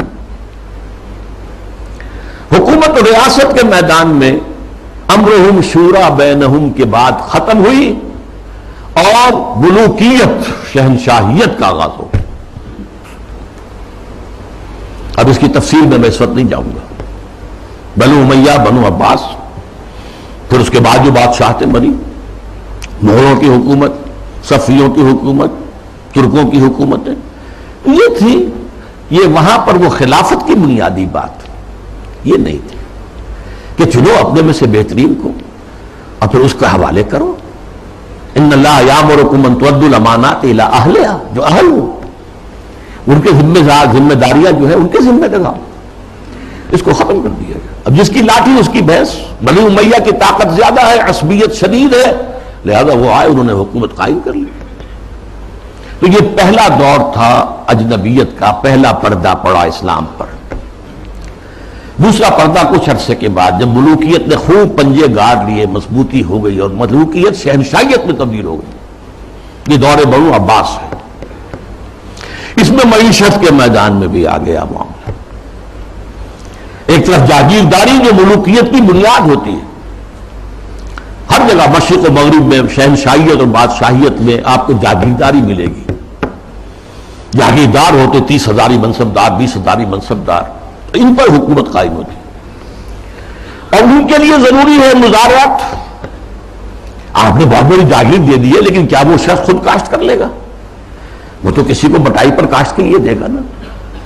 یہ زمین کا سود ہے جو سب سے پہلے اسلام میں داخل ہوا، جس کو حرام مطلق قرار دیتے ہیں امام ابو حنیفہ بھی رحمت اللہ علیہ، جو اصحاب الرائے کے سر خیل ہیں، امام ہیں، اور امام مالک بھی رحمت اللہ علیہ جو اصحاب الحدیث کے سر خیل ہیں اور سب سے بڑے ان کے نمایاں ہیں. لیکن یہ شام اور پھر بیع معجل، بیع مرابحہ کے عنوان سے نقد کے معاملے میں بھی جو ہے، کرنسی کے معاملے میں بھی وہ ایک سود کی ہلکی سی شکل داخل ہے. یہ دوسرا دجالیت کا دور پوری دنیا میں بھی آیا. بینکنگ، انٹرسٹ بیسڈ کیپٹلزم، اور کچھ اسلامی ممالک کے اندر بھی، جیسا کہ میں نے عرض کیا کہ اس راستے سے چور دروازوں سے داخل ہوا. اب جو اس کا ہے مسئلہ وہ ہے معاشرت اور تہذیب پر. اس کی وجہ کیا ہے؟ اس تمام دور میں مسلمانوں کی تہذیب، ان کا طرز بود و باش، ان کی معاشرت اور ان کا آئلی نظام، ان کا خاندانی نظام، ان کے آئلی قوانین انٹیکٹ رہے. چاہے دور ملوکیت جو ہے بنو امیہ کا تھا، وہ دور ملوکیت بنو عباس کا تھا، اور چاہے اور دوسرے بادشاہوں کے دور تھے، اس میں جہاں ریاست اور سیاست کی سطح پر جو ہے وہ پردہ پڑ گیا، پھر معیشت کے معاملے میں بھی پردہ پڑ گیا. تہذیب وہی رہی، وہی تہذیب، وہی مشرق سے مغرب تک مسلمانوں کی معاشرت، آئلی قوانین سب وہی رہے، یوں کہ تو رہے. مسلم کلچر وجود میں آیا ہے، چنانچہ مسلم آرکیٹیکچر وجود میں آیا. یہ مورش آرکیٹیکچر جو ہے دنیا میں مشہور ہوا، اسپین کے اندر خاص طور پر مکان بنانے کا ایک خاص انداز. زنان خانہ علیحدہ ہے، مردانہ علیحدہ ہے. پہلے مردانہ ہے، پھر اس کے بعد ڈیوڑی آئے گی اور زنانہ جو ہے وہ حصہ شروع ہوگا. باہر سے جو آئے گا وہ یہاں بیٹھے گا، مردانے میں قیام کرے گا. زنان خانے کے اندر جو ہے وہ تو صرف محرم جائیں گے اور کوئی نہیں جا سکتا. اس تہذیب کی بنیاد وہ جو اسلامی تہذیب تھی، اس پر، اسی پر آرٹ مسلمانوں کا قائم ہوا. خطاطی دنیا میں بہت بڑا آرٹ بن گیا، بہت بڑا آرٹ. ہاتھ سے، منہ قلم سے جو آرٹ پیدا کیا جاتا ہے وہ خطاطی کی شکل میں آیا، یا عام بظاہر فطرت کی نقاشی. تو یہ ہے جو میری بات ہے وہ سمجھ لیجئے کہ تہذیب میں فرق نہیں آیا، آئلی نظام میں فرق نہیں آیا، معاشرتی اقدار میں فرق نہیں آیا، چاہے سیاسی اور معاشی اعتبار سے دجالیت جو ہے مختلف ادوار سے گزر کر آ گئی. اب ظاہر بات ہے کہ دجالیت کا آخری حملہ جو ہے وہ اس تہذیب پر ہے. چادر اور چار دیواری کا جو حصار ہے، قلعہ ہے، اس کو توڑ دو، منہدم کر دو. مخلوط معاشرت قائم کرو، بے پردگی، عریانی، فحاشی اور مخلوط معاشرت جو ہے اس کو آپ کرو، فروغ دو، پھیلاؤ۔ آزاد شہوت رانی، اس کو فروغ دو، جس کے نتیجے میں شادی کا مقدس جو ایک بندھن ہے اس کی حیثیت ختم ہو جائے۔ جیسا کہ آپ کو معلوم ہے ویسٹ میں اب یہ شادی بیاہ جو ہے وہ تقریباً یعنی یوں سمجھیے کہ مفقود ہونے والی بات ہے۔ وی آر لیونگ ٹوگیدر، مرد اور عورت ساتھ ہم رہ رہے ہیں لیکن ہم شادی شدہ نہیں ہیں، وی آر ناٹ میریڈ، اولاد ہو رہی ہے۔ بش نے کئی دفعہ واز کہا ہے شادی کرو شادی کرو شادی کرو، کیوں کہہ رہا ہے؟ اس لیے کہ وہاں تو شادی کوئی کرتا ہی، آئیے قوانین ایسے غیر فطری ہیں کہ کوئی مرد اس کو گوارا نہیں کرتا کہ وہ شادی کے بندھن میں بندھے اور قانونی طور پر اتنی زد میں آ جائے ان قوانین کے۔ وی آر لیونگ ٹوگیدر، بات ہو گیا، علیحدہ ہو گیا، سیپریٹ ہو گیا، تو اس سے کوئی کسی کو قانونی ذمہ داری نہیں ہے مرد کے اوپر۔ خاندانی نظام کی بہتری، یہ ہے جو آخری حملہ ہے دجال کا، اور یہ حملہ جیسا کہ میں آپ سے کہتا ہوں کہ دنیا میں کہہ چکا ہوں، دنیا کے بہت بڑے حصے میں تو پورے طور پر آ چکا ہے۔ ابھی عالم اسلام میں یہ اتنا فروغ نہیں پا سکا ہے، ابھی کچھ نہ کچھ خاندانی قدریں موجود ہیں، کچھ بزرگوں کا احترام ہے، شادی کا بندھن کی اس کی کوئی اہمیت ہے، اس کا ایک تقدس ہے، شرم و حیا کی کوئی قدر و قیمت ہے، عصمت و عفت کا کوئی تصور ہے، وہ بھی کوئی اعلیٰ قدر ہے، ستر اور حجاب کے کچھ نہ کچھ، بہرحال اگرچہ بہت بڑے پیمانے پر وہ فتنہ ہمارے ہاں بھی آ رہا ہے لیکن ابھی کچھ نہ کچھ بقایا ہے، اور یہ سب عالمی سطح پر ہو رہا ہے۔ مسلمانوں کی تہذیب کی یہ جڑ اور بنیاد کاٹنے کے لیے ذرا یاد کیجئے، قاہرہ کانفرنس ہوئی سب سے پہلے عالمی سطح پر، ویمن لب، عورتوں کی آزادی کے لیے، پھر بیجنگ کانفرنس ہوئی، پھر بیجنگ +5 کانفرنس ہوئی یونائٹڈ نیشنز آرگنائزیشن کی جنرل اسمبلی کے تحت، اور اس میں کیا سفارشات دی گئیں یہ پہلے بھی میں بیان کر چکا ہوں۔ نمبر 1، ہومو سیکسولیٹی کو کوئی عیب نہ سمجھا جائے، یہ بھی انسان کا ایک طبعی تقاضا ہے، مرد مرد سے، عورت عورت سے شہوت رانی کرے، یہاں تک کہ مرد اور مرد کی شادی اور عورت کی شادی، ایک مرد جو ہے وہ شوہر ہے، دوسرا مرد بیوی ہے، ایک عورت شوہر کے درجے میں ہے، دوسری عورت بیوی کے درجے۔ اسی طریقے سے یہ جو تم کہتے ہو عصمت فروش عورتوں کو پروسٹیٹیوٹس، یہ بڑا گندا لفظ استعمال کرتے ہو، ان کو اس کو بھی اس کا احترام ہونا چاہیے، وہ بھی ایک پیشہ ہے، ایک محنت ہے، لہذا انہیں کہو سیکس ورکرز، محنت کش، جنس کی بنیاد پر محنت کرنے والیاں۔ آخر کوئی شخص مزدور کام کر رہا ہے، وہ اپنے جو مسل پاور ہے اسے استعمال کر رہا ہے اور پیسہ کما رہا ہے، تو ایک عورت نے اپنے جسم کے ایک اور حصے کو استعمال کیا ہے اور پیسے کما رہی ہے، تمہیں کیا اعتراض ہے؟ کیوں حقارت کی نگاہ سے دیکھتے ہو؟ پھر مرد اور عورت ہر اعتبار سے برابر شانہ بہ شانہ، وراثت میں برابر کا حصہ، یہ کیا ہے؟ عورت کا حصہ آدھا مرد سے، یہ کیا گواہی عورت کی آدھی مرد سے؟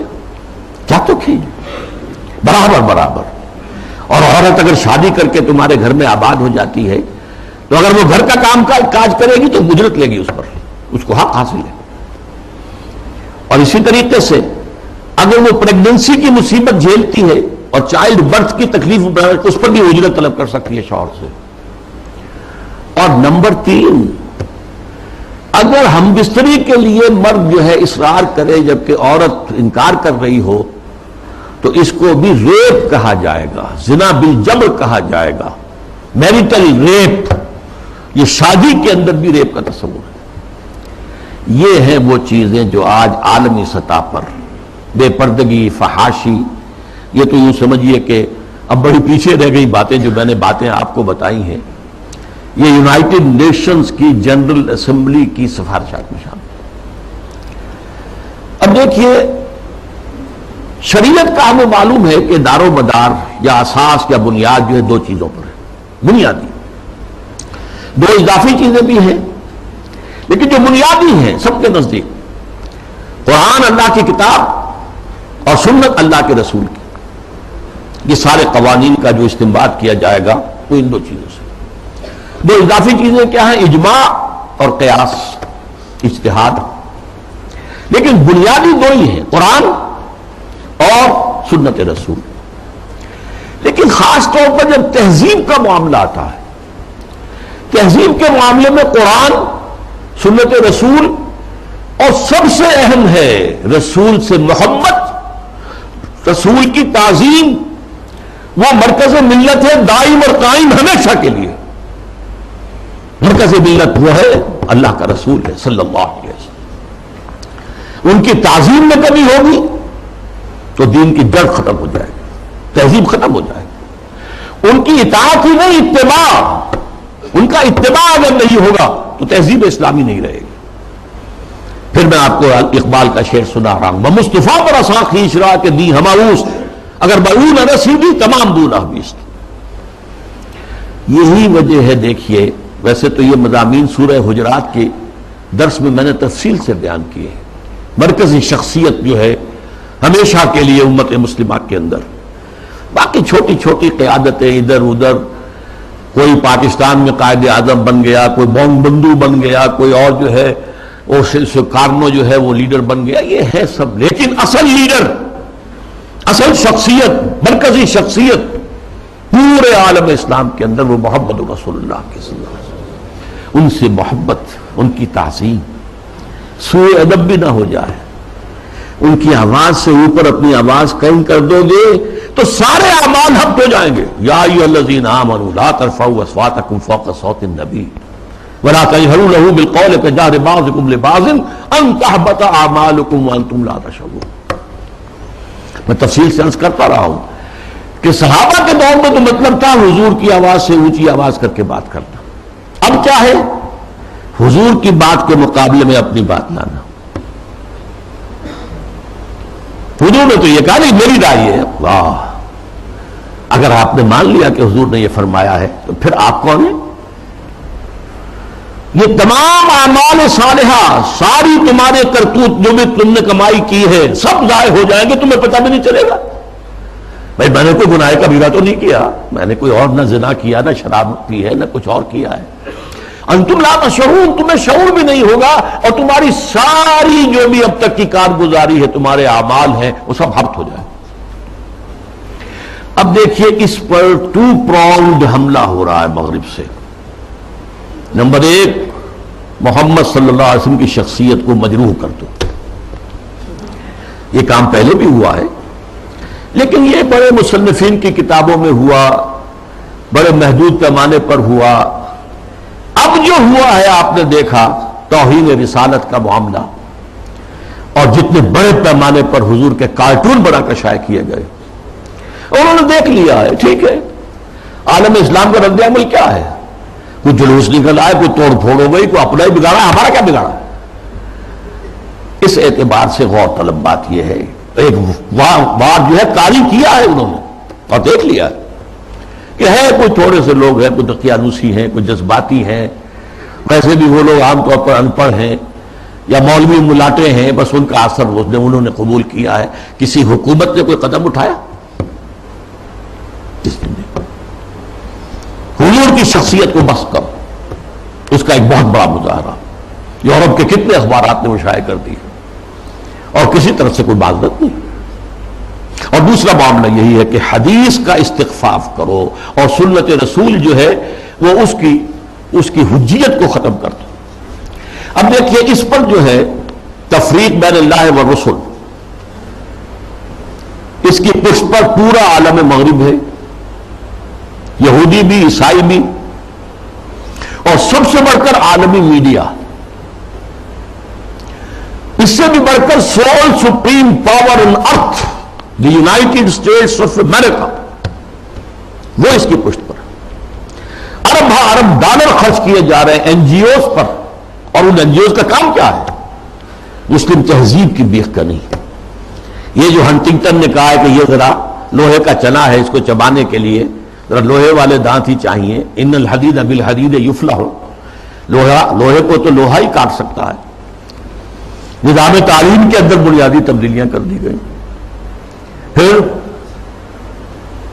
آغا خان فاؤنڈیشن کو امتحانات اور نصاب وغیرہ کا معاملہ ان کے حوالے کر دیا گیا. یہ سارا کیا ہے؟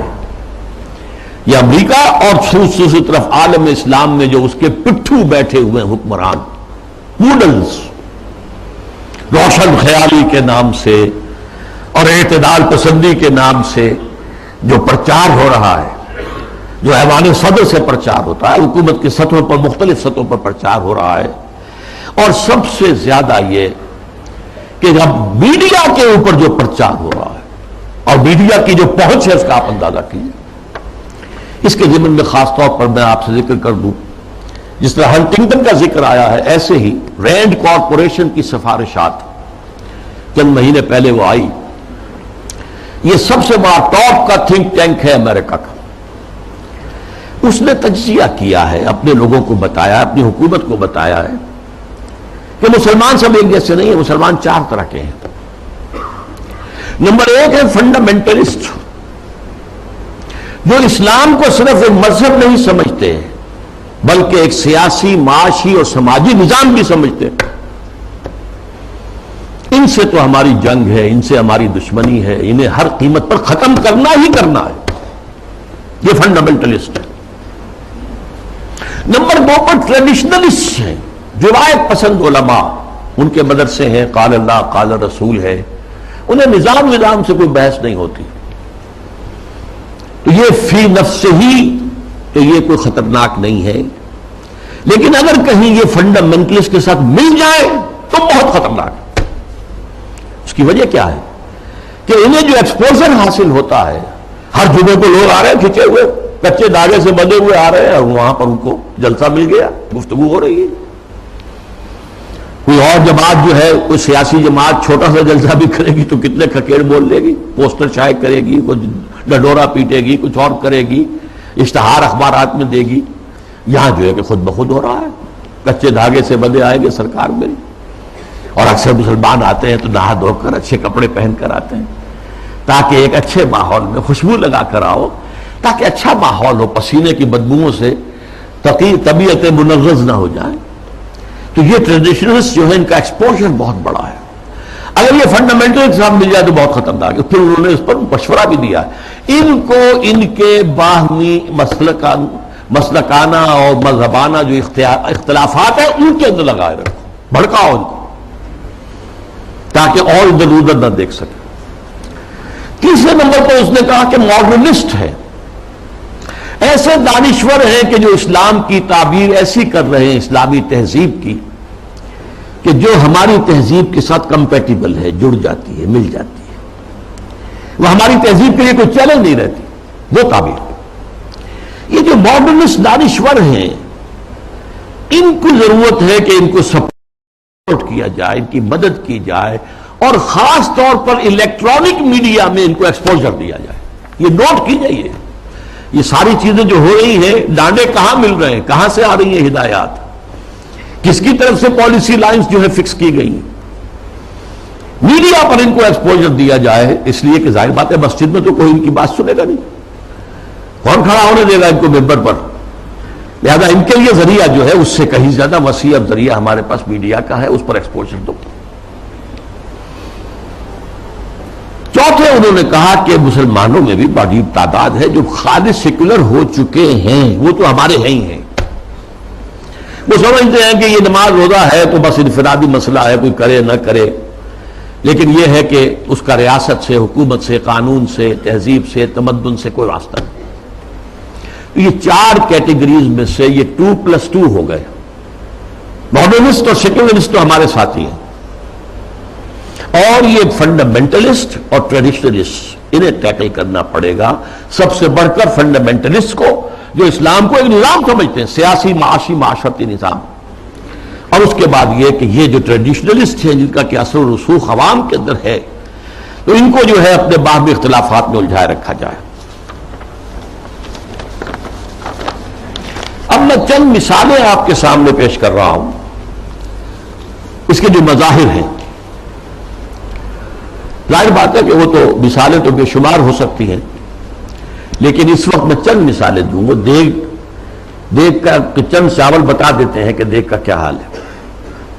ہمارے ہاں کے ایک بڑے ابھرتے ہوئے دانشور ہیں، انہیں اب بڑا مقام حاصل ہو گیا ہے، میڈیا میں بھی، سرکاری معاملات میں بھی، کونسل آف اسلامک آئیڈیالوجی میں، اور اسی طرح کے ایک اور دانشور ہیں کہ جنہیں بٹھا دیا گیا ہے سپریم کورٹ کی شریعت اپیلیٹ بینچ میں، وغیرہ وغیرہ۔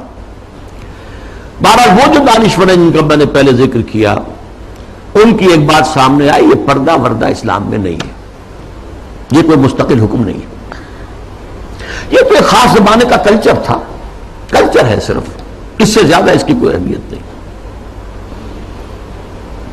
یہ بات صحیح ہے کہ یہ کلچر ہے، لیکن یہ مسلم کلچر ہے، صرف اس زمانے کے لیے نہیں تھا، یہ ہمیشہ کے لیے کلچر ہے۔ اس لیے کہ ظاہر بات ہے جب اسلام آیا ہے تو عرب میں کوئی کلچرل ویکیوم تو نہیں تھا، ان کا اپنا کلچر تھا، وہاں وہ اریانی نہیں تھی جو آج ہے، نہیں تھی، عورت کا لباس ہوتا تھا پورا، باہر نکلتے ہوئے عورتیں اس دور جاہلیت میں بھی چادر لیتی تھیں، صرف یہ کہ چہرہ کھلا رہتا تھا، چادر جسے جلباب کہا جاتا ہے، بڑی سی چادر جس میں وہ لپٹ کر نکلتی تھی باہر۔ تو اس طریقے سے کلچر موجود تھا۔ پھر یہ بھی تھا بن سنور کر نکلنا، لوگوں کی نگاہوں میں کھبنا، یہ بھی عام تھا، اس کے اوپر کوئی پابندی نہیں تھی، مخلوط معاشرت تھی، یہ تھی۔ اب اسی معاشرت کے اندر اسلام نے تبدیلیاں کی۔ پہلی بات فرمائی وقرن فی بیوتکن، مسلمان عورتوں، خواتین، تمہاری اصل جگہ تمہارا گھر ہے، بن سنور کر باہر نکلنا اور اپنے نسوانی حسن کی نمائش کرنا یہ ہرگز تمہارے لیے جائز، بلا تبرجن تبرج الجاہلیت الاولی۔ اور دیکھو جب گھر سے نکلتی ہو، نکلنا پڑے ضرورت سے، بول تو تمہاری اصل جگہ تمہارا گھر ہے، نکلنا ہے تو بھی جلباب جو ہے، جلباب، اس کا ایک پلو اپنے چہرے کے آگے بھی لٹکا لیا کرو، نقاب کی شکل کے اندر، کہ چہرہ چھپ جائے۔ تمہارا جو نسوانی حسن ہے، جس کا سب سے بڑا انڈیکس جو ہے چہرہ ہوتا ہے، وہ عام لوگوں کی نگاہوں میں نہ آئے۔ یہ سارے احکام کائے کے لیے دیے گئے۔ اس معاشرے میں ایک تبدیلی کی گئی، دوپٹہ وہاں بھی تھا، خمورہن جو سورہ نور میں آیا لفظ، خمار اوڑھنی کو کہتے ہیں، اوڑھنی ہوتی تھی اور عام عورت کام کرتے ہوئے اس کو اپنی کمر کے گرد کس لیتی تھی، کمر کس کے، لہذا کام کرتی تھی گھر کا، یا پھر یہ کہ گلے میں ڈال لیا۔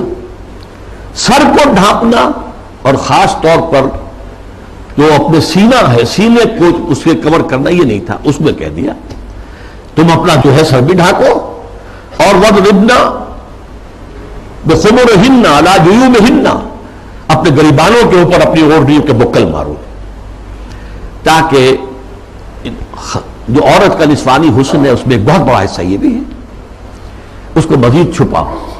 کرتا تو پہلے سے تھا، لیکن یہ وَضْرِبْنَ بِخُمُرِهِنَّ عَلَىٰ جُيُوبِهِنَّ، یہ جو تمہارے خمار ہیں، جو تمہاری یہ اوڑھنیاں ہیں، ان کے ذرا بکل بھی مار لیا کرو اپنے اوپر۔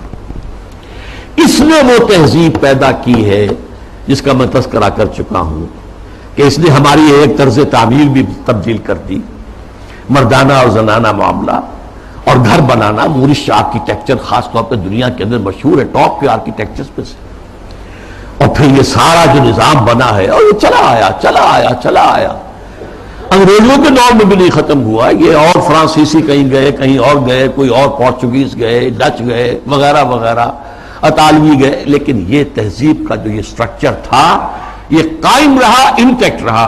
اب اس کے خلاف جو مہم ہو رہی ہے وہ میں آپ کو بتا چکا ہوں کہ عالمی سطح پر ہے۔ جیسے یہ پردے کے معاملے میں، یہ پردہ جو کہ میں نے ایک بڑی مفصل تقریر کی تھی، پردے 4 ہیں، ایک نہیں 4۔ پہلا پردہ جو ایک پورے کرٹن کی طرح گویا کہ ہمارے پورے معاشرے کے اندر تنا ہوا ہے، وہ سیگریگیشن آف سیکسز، عورتوں اور مردوں کو علیحدہ کرو، مخلوط معاشرت نہ۔ دعوت ولیمہ ہو رہی ہے تو ایک طرف عورتیں ہیں، دوسری طرف مرد ہیں، مخلوط نہیں، لیکن اب مخلوط بھی ہوتی، وہ تو جدید تہذیب جو ہے جیسے جیسے پھیل رہی ہے، اور کمال یہ کرتے ہیں کہ دولہا اور دلہن کو سجی سجائی دلہن کو لا کر جو ہے وہ وہاں پر اسٹیج پر بٹھا دیتے ہیں. بڑا کینسر جو ہے وہ آگے سے آگے بڑھ رہا ہے. پہلا پردہ سیگریگیشن. ٹھیک ہے، کوئی کام کرنے کی پابندیاں نہیں ہے، تعلیم حاصل کرنے پر پابندی نہیں ہے، لیکن یہ کہ سیگریگیشن کے ساتھ ہوگا جو بھی معاملہ ہوگا. میں تفصیل سے کر چکا ہوں، وہ میری تقریر کے ویڈیو بھی ہیں، آڈیو بھی ہیں، وغیرہ وغیرہ، اور شاید وہ کہیں مضمون کی شکل میں میثاق میں چھپ بھی چکی ہو. اگلا پردہ کیا ہے کہ عورت گھر سے نکلے تو یا جلباب کے اندر لپٹی ہوئی ہو، اور یا یہ ہے کہ پھر اسی کی ایک شکل بن گئی، وہ لپٹی ہوئی بھی ہو، اپنے چہرے کے اوپر ایک اس کا حصہ پلو لٹکا بھی لے، اسی کی شکل بعد میں برقعے کی شکل میں آ گئی. آسانی ہو گئی. جلباب میں ہے تو آپ کا ایک ہاتھ جو ہے عورت کا وہ چادر کو سنبھالنے پر لگے گا، صرف ایک ہاتھ فری ہوگا. اگر آپ نے برقع اوڑھ لیا ہے اور نقاب بھی ڈالا ہوا، دونوں ہاتھ فری. ڈاکٹر کے ہاں جانا ہے، بچے کو لے کر دکھانا ہے، بچے کو گود میں لیا اور ایک ہاتھ میں بوتل لے رکھی ہے دوا کے لیے، ورنہ یہ ہے کہ معاملہ مشکل ہو جائے گا. تو برقع اس کی ایک ارتقائی شکل ہے. تیسرا پردہ چار دیواری. گھر کے اندر صرف محرم داخل ہوگا، نہ محرم نہیں جائے گا. چاہے وہ آپ کا داماد ہے، لیکن داماد کی محرم صرف اس کی بیوی ہے، آپ کی ایک بیٹی ہے، دوسری بیٹیاں اس کی محرم نہیں ہے. ساس محرم ہے اور آپ کی بیوی آپ کی محرم ہے، وہ اگر آئی ہوئی ہے اپنے میکے میں ٹھیک ہے، لیکن یہ کہ اندر جو دوسری لڑکیاں ہیں وہ نامحرم ہیں، سالیاں جو ہیں وہ تمہاری محرم نہیں ہے. یہ تیسرا پردہ ہے. چوتھا پردہ ہے ستر. محرموں کے سامنے بھی پورا جسم نہیں کھول سکتے، صرف چہرہ، سر کے بال بھی نہیں، ہاتھ اور پاؤں. یہ ستر کہلاتا ہے. یہ تیسرا پردہ ہے. ان تین چیزوں کے علاوہ کوئی جسم کا حصہ باپ کی نظر پہ بھی نہیں آنا چاہیے، بھائی کی نظر میں بھی نہیں آنا چاہیے. مستور رہے گی گھر کے اندر بھی مسلمان عورت. اس کے بعد جو ہے وہ صرف شوہر کا معاملہ ہے. یہ چار پردے ہیں اسلام میں. اس تہذیب کی بنیاد آج اس کی بیخکنی کی جا رہی ہے، ختم کیا جا رہا ہے، اور یہ ماسٹر سٹروک ہے. اسلامی تہذیب کی جڑ کھود دینے والی شے ہے. جیسے کہ میں نے عرض کیا کہ کلچر تھا، اس کلچر کے اندر کچھ اضافہ کر دیا گیا. ایسے ایک مثال حج کی ہے. حج تو جاہلیت، دور جاہلیت میں بھی ہو رہا تھا، بس یہ تھا کہ تلبیہ میں انہوں نے شرک شامل کر دیا تھا. لبیک اللہم لبیک، لبیک اللہم لبیک، لبیک لا شریک لک لبیک الا شریکا تملکہ وما ملک. میں حاضر ہوں پروردگار، میں حاضر ہوں، تیرا کوئی شریک نہیں سوائے اس شریک کے کہ جس کا تو ہی مالک ہے. اس کے پاس جو اختیارات ہیں وہ بھی تیرے ہی اختیار میں ہیں. یعنی وہ جو عیسائیوں کی تثلیث ہے، تین میں ایک، ایک میں تین، تو اس تلبیہ میں توحید بھی ہے اور جو ہے شرک بھی ہے، وہ ختم کر دیا گیا. اب تلبیہ کیا ہے؟ لبیک اللہم لبیک، لبیک لا شریک لک لبیک ان الحمد والنعمت لک والملک لا شریک لک. بس یہی اصلاح کی گئی نا. تلبیہ پہلے بھی تھا، اب بھی. طواف حرم کا پہلے بھی تھا، اب بھی ہے. بیت اللہ آپ جانا ہے، منا میں ٹھہرنا ہے، اور پھر اس کے بعد جو ہے وہ جانا ہے عرفہ، میدان عرفات میں. اس میں کیا غلطی ہو گئی تھی کہ قریش کہتے تھے کہ ہم تو حرم کے متولی، ہم حدود حرم سے باہر نہیں جا سکتے، وہ صرف منا میں ٹھہرتے. اس کو روک دیا گیا. ثم افیضوا من حیث افاض الناس، جاؤ تم بھی وہیں پر، تمہارا کوئی خاص مقام نہیں. عرفہ جو ہے الحج علی عرفہ، حج تو نام ہی عرفہ کا ہے. وقوف عرفہ جو ہے اس کا رکن اعظم ہے. باقی تمام مناسک میں سے جو بھی چھوٹ جائے گا اس کا کوئی نہ کوئی جو ہے آپ اس کا ازالہ کر سکیں گے، لیکن اگر عرفہ رہ گیا، وقوف عرفہ نہیں ہوا تو آج نہیں ہوا. تیسرے یہ کہ وہ جب منا میں بیٹھتے تھے، قیام کرتے تھے 2 یا 3 دن، اس میں اپنے آباء و اجداد کے قصے، ان کی حمد، ان کی ثنا، ان کے بیان. اب کہہ دیا گیا نہیں، فذکروا، اللہ تعالیٰ کا ذکر کرو. فذکروا اللہ کا ذکرکم آباءکم، جیسے تم اپنے آباء و اجداد کا تذکرہ کرتے تھے، اس کو چھوڑو، دفع کرو، اب اللہ کا ذکر کرو. قیام عرفہ کے اندر اللہ کا ذکر کرو. تو دیکھیے وہ چیز جو موجود تھی اسی میں اضافے کے ساتھ کمی کے ساتھ حج کے مناسک بنا دیے. تو اس اصول کو اگر سمجھ لیا جائے تو وہ بات کہ یہ کہ کلچر ہے یہ ٹھیک ہے، حقیقت ہے کلچر ہے، لیکن جاہلی کلچر میں کچھ چیزیں اضافہ کر کے اس کا اسلامی کلچر بنایا گیا ہے. یہی جو صاحب ہیں ان کا کہنا یہ بھی ہے کہ موسیقی اسلام میں حرام نہیں ہے، مزامیر کے ساتھ سازوں کے ساتھ موسیقی جائز ہے. اچھا ایک ان سے بھی بڑے دانشور ہیں، بڑی محترم شخصیت ہے ہماری قومی سطح پر، انہوں نے کہہ دیا کہ اسلام میں شراب حرام نہیں ہے. شراب پی کر نشے میں دھت ہو جانا، مدہوش ہو جانا حرام ہے. دلیل یہ کہ شراب کے لیے حرام کا لفظ قرآن میں کہیں آیا ہے؟ بتاؤ. اب بتائیے ڈھٹائی کا کیا علاج ہے؟ قرآن شراب کو رجس من عمل الشیطان قرار دے رہا ہے، شیطانی عمل ناپاک. فاجتنبوہ کا حکم دے رہا ہے، اجتناب کرو اس سے، بچو اس سے. فہل انتم منتہون کی دھمکی میں باز آتے ہیں کہ نہیں آتے؟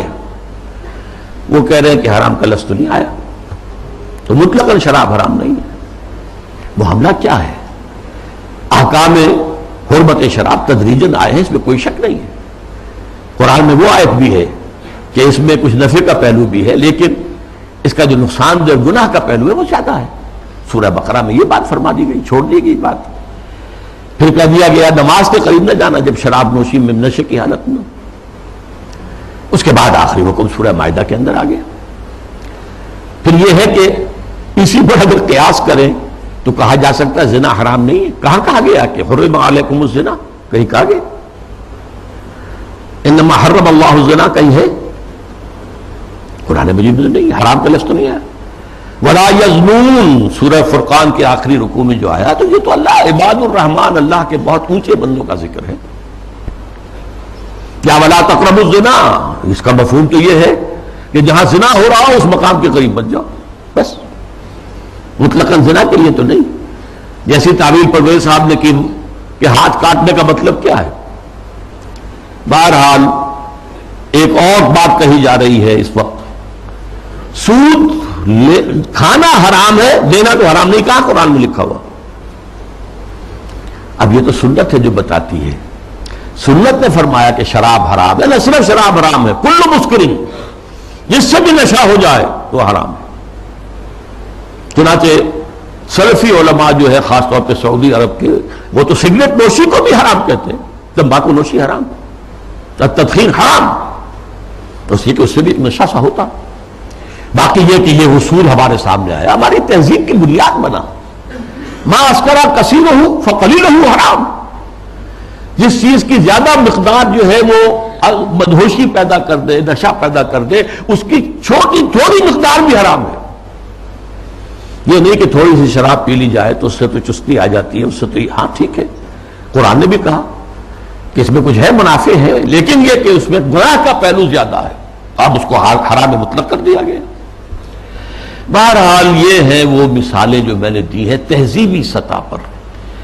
باقی جو اور کام ہو رہے ہیں جو اسلام کی بہکنی کے لیے، لیکن تہذیب مسلمانوں کی تہذیب جو تاحال کچھ انٹیکٹ چلی آ رہی تھی اور ابھی کچھ اثرات اس کے باقی ہیں، جس سے کہ کلیش آف سویلائزیشن جو ہے اس کے اندر قرار دیا گیا. مسلمان تہذیب جو ہے وہ ہمارے لیے ایک چیلنج ہے، جس کے لیے کہ اب ایک بڑا میڈیا اور اربوں ڈالر خرچ کیے جا رہے ہیں.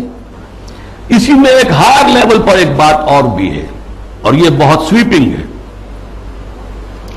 قرآن کو بھی اب نہیں چھوڑا گیا، اس پر بھی حملہ ہے. قرآن سے بھی صرف اصول لیے جائیں گے، اسپیسیفکس معین احکام قرآن کے جو ہے وہ صرف اپنے دور کے لیے تھے. اگر زنا کا، شادی شدہ مرد اور عورت کا، رجم کا ہے، یہ اپنے وقت کی بات ہے، یہ مطلقاً نہیں ہے، ہمیشہ کے لیے نہیں ہے. ہاتھ کاٹ دینا چوری کا، یہ اس دور کے لیے تھا، ہمیشہ کے لیے نہیں ہے. اصول لے لو، زنا نہیں ہونا چاہیے، اصول لے لو، چوری نہیں ہونی چاہیے. اسپیسیفکس جو ہیں خاص طور پر حدود و تعزیرات کے اندر، یہ صرف اس دور کے ماحول کے اعتبار سے تھی، یہ چیزیں لاگو نہیں ہیں. یعنی سنت تو سنت ہے، آگے قرآن کے اوپر بھی ہاتھ صاف کیا جا رہا ہے، بازی بازی بارش بابا ہم بازی۔ حالانکہ یہ بات نوٹ کر لیجئے کہ یہ ختم نبوت کی نفی ہے،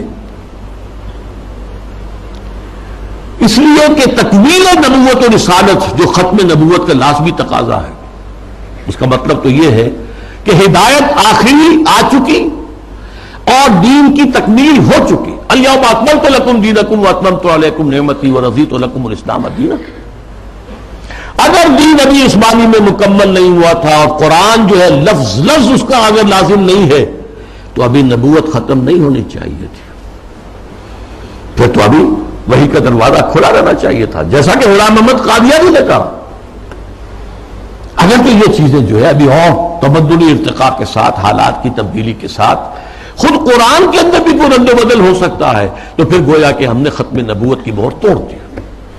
اسی لیے یہ ختم نبوت کا فتنہ، اس کی نفی، اس کی مہر کو توڑنا غلام احمد قادیانی اور سنت کی اس طرح کی نفی جو غلام احمد پرویز کے ہاتھوں ہوئی ہے، یہ آپس میں بہت ایک دوسرے سے قریب ہے، حاصل دونوں کا ایک ہی ہے۔ اب جو نتیجہ میں نکال رہا ہوں، اس گمراہی کا جادو جو ہے وہ اب سر چڑھ کر بول رہا ہے اور ایک عظیم سیلاب کے مانند اسلام کی بچی کھچی تہذیبی اقدار کو بھی ختم کرنے پر تلا ہوا ہے۔ آخری میں عرض کروں گا کہ اس کا علاج کیا ہے۔ واقعہ یہ ہے کہ علاج آسان نہیں ہے، لیکن ہمیں اپنی نجات کے لیے، اخروی فلاح کے لیے اپنی سی محنت اور سعی اور جہد کرنی ہی کرنی ہے، پیسیولی نہیں لینا ہے۔ ہاں باطل کا طوفان ہے، بہت سخت ہے، ٹھیک ہے، لیکن کھڑے رہنے کی کوشش کرنا ہے، بلکہ اس کا رخ موڑنے کی کوشش کرنی۔ اصل تو اس کا رخ موڑے گا اگر کسی وقت اللہ کرے کہ یہ پاکستان کے نصیب میں ہو کہ کسی ملک میں اگر اسلامی نظام مکمل قائم کر کے دکھا دیا جائے دنیا کو، اس کی برکات لوگوں کو بچشم سر نظر آ جائے، تب اس دجالیت کا توڑ ممکن ہوگا، اس سیلاب کا رخ موڑا جا سکتا ہے۔ لیکن اس اصول کو عام کرنا، خود اپنے ذہن کے اندر بٹھا لینا کہ کتاب اللہ اور سنت رسول اللہ لازم و ملزوم ہے، ان کے درمیان متن اور شرح کا تعلق ہے۔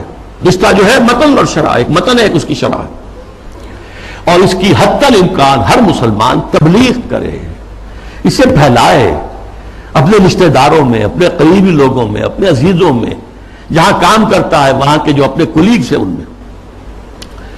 اور دوسری اور اہم تر بات کیا ہے،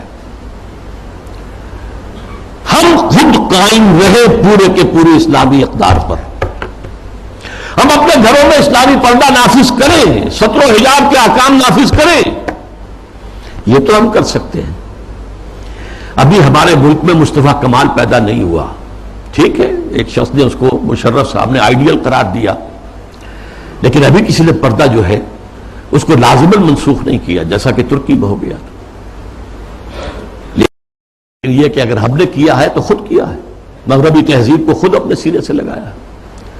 شرعی پردہ نافذ کرو اور اسلامی تہذیب کے ساتھ چمٹ جاؤ، تمسک کرو، چاہے تم اجنبی ہو جاؤ، چاہے تمہیں دقیانوسی کہا جائے، چاہے تم پر پھبتیاں کسی جائیں کہ اگلے وقتوں کے ہیں یہ لوگ، انہیں کچھ نہ کہو، یہ فنڈامنٹلسٹ ہیں، یہ تاریخ خیال لوگ ہیں، یہ رجعت پسند قسم کے لوگ ہیں، یہ قدامت پرست لوگ ہیں، یہ کٹھ ملا ہیں، جو چاہے کہہ دے دنیا، لیکن برداشت کرو، کھڑے ہو جاؤ۔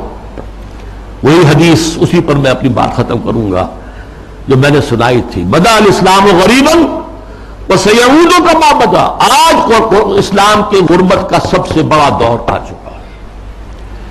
پہلے ریاستی اور سیاسی سطح کے اوپر آیا تھا، پھر معاشی سطح کے اوپر آیا، پھر اب جو ہے تہذیبی سطح پر، سماجی سطح پر، آئینی قوانین پر، ستر و حجاب کے احکام پر، عصمت و عفت کی اقدار پر، شرم و حیا کے اقدار پر یہ جو حملہ ہے، یہ غرب بدا الاسلام غریباً وسیعود کما بدا، یہ اپنی انتہا کو پہنچ گیا۔ فطوبی للغرباء، تو ان لوگوں کے لیے تہنیت ہے، مبارکباد ہے جو اسلام کی اس غربت اور اجنبیت کے دور میں خود غریب بن جائیں، اجنبی بن جائیں، تانے سنیں لیکن کھڑے رہیں، اسلام کو اور اسلامی اقدار کو سینے سے لگائے رکھیں، چمٹے رہیں، وہ لوگ ہیں جن کے لیے مبارکباد ہے، تہنیت ہے، بشارتیں ہیں۔ اللہ تعالیٰ مجھے اور آپ کو اس معیار پر پورا اترنے کی توفیق عطا فرمائے۔ الحمدللہ الذی ہدانا لہذا وما کنا لنہتدی لولا ان ہدانا اللہ۔ جو بھی اللہ نے ہمیں ہدایت اپنی کتاب اور اپنے رسول کی سنت کے ذریعے سے عطا کی ہے، اس پر قلب کی گہرائیوں سے شکریہ ادا کیجئے۔ الحمدللہ الذی ہدانا لہذا وما کنا لنہتدی لولا ان ہدانا اللہ۔ ربنا لا تزغ قلوبنا بعد اذ ہدیتنا وہب لنا من لدنک رحمہ۔ اے اللہ تو نے ہدایت جو عطا فرمائی تھی امت مسلمہ کو، اب اس کے بعد اس کے دل کج نہ ہونے دے۔ اے اللہ اپنے حفاظت میں رکھ امت کو، اب اس کی بچی کچی اقدار کے خلاف بھی جو سیلاب آ رہا ہے، اے اللہ ہمیں توفیق دے کہ اس کے مقابلے کے اندر کھڑے ہو جائیں۔ ربنا لا تزغ قلوبنا بعد اذ ہدیتنا وہب لنا من لدنک رحمہ انک انت الوہاب۔ اللہم اغفر لنا ولآبائنا ولأمہاتنا ولجمیع المؤمنین والمؤمنات والمسلمین والمسلمات الاحیاء منہم والاموات انک سمیع مجیب الدعوات۔ اللہم اشف مرضانا، اللہم اشف مرضانا، اللہم اشف مرضانا۔ اللہم حبب الینا الایمان وزینہ فی قلوبنا وکرہ الینا الکفر والفسوق والعصیان۔ وصلی اللہ تعالی علی خیر خلقہ محمد وبارک وسلم تسلیما کثیرا کثیرا۔